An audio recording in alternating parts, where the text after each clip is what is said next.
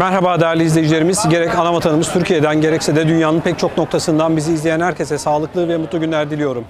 Kıymetli izleyicilerimiz, Almanya'da düşündüren ve bir o kadar da aslında insanları ürperten bir durum söz konusu.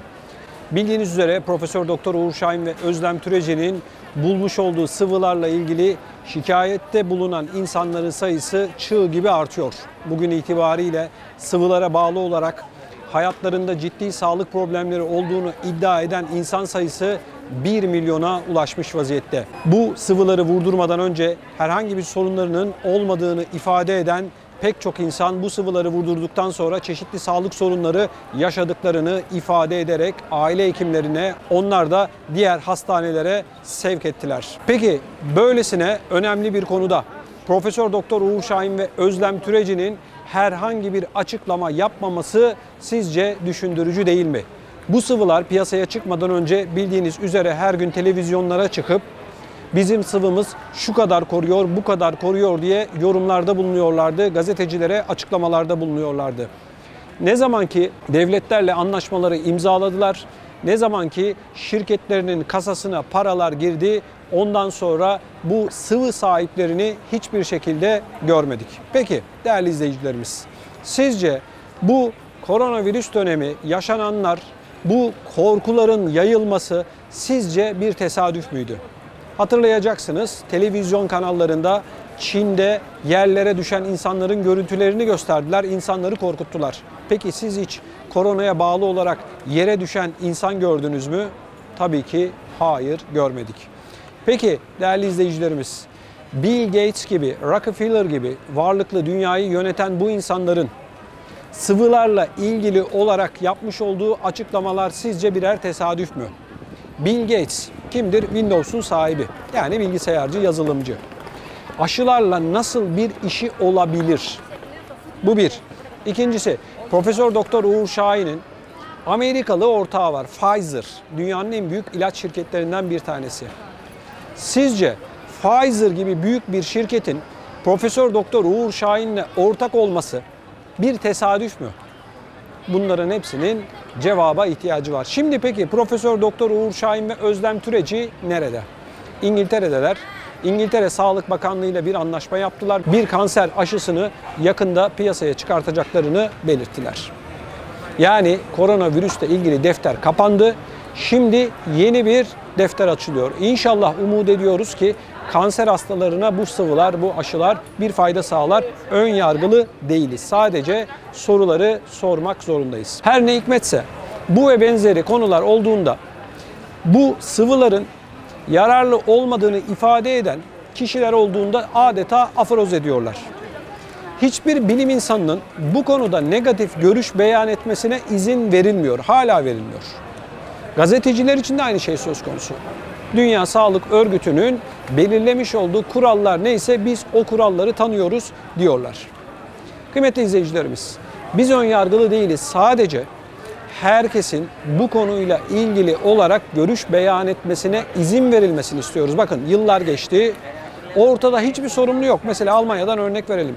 Dönemin Başbakanı Merkel ortada yok. Dönemin Sağlık Bakanı ortada yok. Profesör Doktor Uğur Şahin ve Özlem Türeci ortada yok. Almanya'ya bakıyoruz, Türkiye'ye bakıyoruz, diğer ülkelere bakıyoruz. Hastaneler ağzına kadar dolu. Mesela bir hastalıktan örnek verelim. Çevremde de benim çok görüyorum. Pıhtı atması. İnsanların beynine pıhtı atıyor, felç kalıyorlar, akciğerine pıhtı atıyor, değişik organlarına pıhtı atıyor. Siz hiç hayatınızda geçmişte bu kadar felç kalan, bu kadar pıhtı atan insan duydunuz mu arkadaşlar? Ben duymadım. Ben bu hastalık yoktu demiyorum ama bu kadar yoktu arkadaşlar. Kalp ve damar hastalıklarının sayısının arttığını gözlemliyoruz değil mi hep birlikte? Çevrenizde eminim ki sizin de vardır. Romatizmal hastalıkların arttığını görüyoruz. Sindirim hastalıklarının arttığını görüyoruz. Unutkanlığın arttığını görüyoruz. Görüyoruz. Şimdi beni izleyen vicdanlı doktorlara sesleniyorum. Siz meslek hayatınız boyunca son 5 yılda gördüğünüz kadar hasta gördünüz mü? Hastanelere gidiyorsun, hınca hınç dolu. Adım atmaya yer yok. Ben bununla ilgili olarak hiçbir şekilde ön yargılı değilim. Söylediğim tek bir şey var. İnsanların fikirlerine herkesin saygı göstermesi gerekiyor. Eğer bu saygı olmazsa insanlara bir dayatma durumunun söz konusu olduğunu daha çok insan düşünecek. Dünya Sağlık Örgütü'nün söyledikleri şeyler, arkadaşlar haşa Allah'ın kelamı mı? Yanlış yapamaz mı? Neden Dünya Sağlık Örgütü'nün söylemiş olduklarının dışında hiç kimsenin bir şey söylemesine müsaade edilmiyor? Bununla ilgili olarak kim konuşursa konuşsun arkadaşlar, lisansı iptal ediliyor. Diploması elinden alınıyor. Şimdi doktorlara diyorlar ki, mesela sen bu konuda negatif konuşamazsın. Tamam. Şimdi size bir soru soruyorum. Özellikle yine bizi izleyen doktorlara, sizin elinizde bu sıvıların insan hayatına zararlı olduğunu gösterecek bir test var mı? Bir cihaz var mı? Yok. Neyi konuşuyorsunuz siz biliyor musunuz? Siz şunu konuşuyorsunuz. Diyorsunuz ki şu laboratuvarda işte Avrupa İlaç Ajansı olan EMA'nın yapmış olduğu açıklamaya göre diyorsunuz. Değil mi arkadaşlar? Başka bir şey var mı? Hayır, yok. Yani sözün özü şu. Doktorların büyük bir kısmı da kendilerine öğretilen dışında hiçbir şeyi ne duymak, ne görmek, ne de işitmek istiyorlar. Şimdi siz Almanya'da yaşıyorsunuz diyelim. Aile hekimine gidin. Deyin ki ben bu sıvıları vurdurduktan sonra hayatımda şöyle sağlığım açısından değişiklikler oldu mesela deyin. Doktor yüzünüze bakmaz. Normal şartlarda sizi bir üst hastaneye sevk etmesi gerekiyor değil mi? Neden sevk etmiyorlar?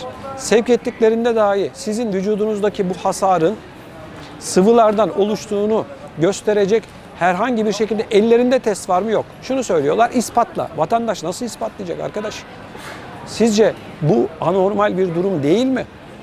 Şimdi bakın, çok hızlı bir şekilde hasta sayısı artmaya devam ettiği için ben size bu açıklamaları yapıyorum. Almanya'da 1 milyon kişi. Evet arkadaşlar, sıvılardan sonra ciddi rahatsızlıklar yaşadıklarını söyleyen insan sayısı. Türkiye'ye bakıyoruz aynı, diğer ülkelere bakıyoruz aynı ama hiç kimse kabul etmek istemiyor, görmek istemiyor. Peki değerli izleyicilerimiz, sizler bu sıvılarla ilgili olarak ne düşünüyorsunuz? Profesör Doktor Uğur Şahin ve Özlem Türeci neden ortada yok? Hiç kimse neden taşın altına artık elini sokmuyor? Bu defteri kapatmış vaziyetteler. Lütfen görüşlerinizi videomuzun altında bulunan yorum bölümüne yazın. Kıymetli izleyicilerimiz, Yunanistan'ın başkenti Atina'dan bu videoyu sizler için çektik, paylaşıyoruz. Gerek ana vatanımız Türkiye'mizden, gerekse de dünyanın pek çok noktasından bizi izleyen herkese önce sağlık diliyorum. Görüşmek üzere, hoşça kalın.